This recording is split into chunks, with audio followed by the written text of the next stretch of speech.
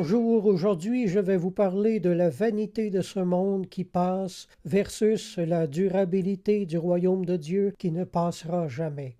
Ce monde est mauvais, il peut détruire votre vie de mille et une manières. Si les joies de ce monde vous attirent, prenez garde, car ces joies éphémères se tourneront en larmes amères. Thérèse d'Avila a écrit « J'ai eu confiance en l'aide du monde, je vois maintenant clairement que tout cela ne vaut pas plus que quelques brins de romarin desséché. » Le monde ne peut pas vous consoler.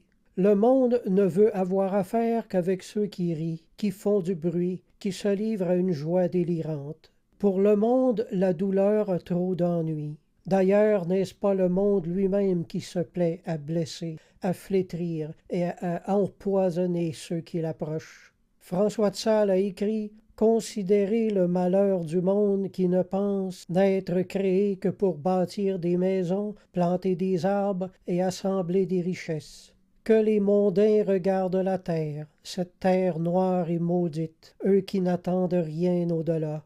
Mais nous qui avons mis notre espérance dans les biens futurs, oh, aimons à regarder le ciel. » Vincent de Paul a écrit « Seules les vérités éternelles sont capables de remplir notre cœur. » Frères et sœurs, il n'y a que les choses éternelles qui rempliront votre cœur. Jésus a dit « Celui qui boira de cette eau aura encore soif, mais celui qui boira l'eau que je lui donnerai n'aura plus jamais soif. Et l'eau que je lui donnerai deviendra en lui une source d'eau qui jaillira en vie éternelle. » Plus on vous abaisse en ce monde, plus votre nom sera mis à l'honneur dans le royaume de Dieu. Plus l'on vous méprise ici-bas, plus vous serez honoré dans le ciel. Un vrai chrétien est donc le citoyen de deux mondes. Son corps vit dans le monde naturel, mais son esprit vit dans le monde spirituel. Jésus a dit « Gardez-vous de mépriser un seul de ces petits, car je vous dis que leur ange dans les cieux voit continuellement la face de mon Père qui est dans les cieux. » Chaque vrai chrétien possède deux faces, l'une tournée vers la terre, l'autre tournée vers la face de Dieu.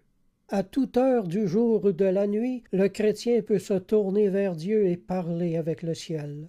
L'apôtre Paul a écrit « Cherchez les choses d'en haut, où Christ est assis à la droite de Dieu. Affectionnez-vous aux choses d'en haut, et non à celles qui sont sur la terre, car votre vie est cachée avec Christ en Dieu. » Clément de Rome, au 1er siècle, écrivait ceci aux Corinthiens. « Le monde présent et le monde à venir sont ennemis.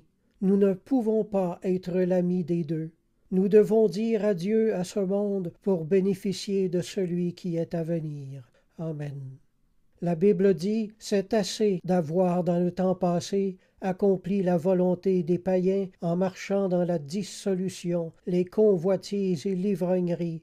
Car celui qui a souffert en a fini avec le péché, afin de vivre non plus selon les convoitises des hommes, mais selon la volonté de Dieu, pendant le temps qu'il lui reste à vivre dans la chair. » Avez-vous assez souffert des faux plaisirs de la terre, je vous le demande? Si oui, c'est assez.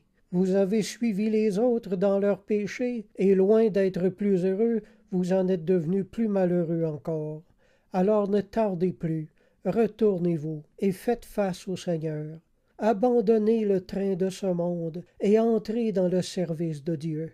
Si ce message vous a touché et que vous voulez ce que nous avons, fermez les yeux et priez avec moi.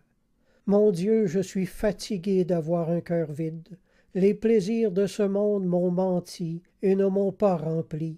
Viens, toi, remplir mon cœur et le satisfaire des plaisirs spirituels et des biens éternels.